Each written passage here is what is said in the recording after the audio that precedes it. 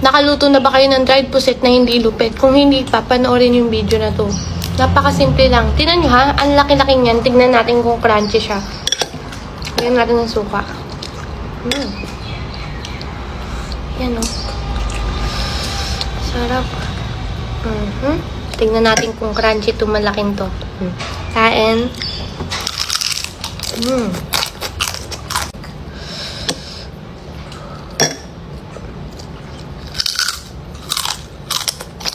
Alam nyo, pag nakaluto na kayo ng pusit na hindi lupit, yun na yung way nyo lagi ng pagluto. I mean, dun na kayo masasanay.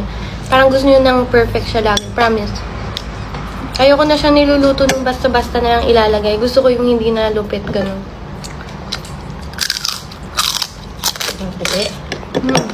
Yan. Mabilis lang kasi mabilis yan lulupit eh. Hanguin nyo na agad. Huwag nyo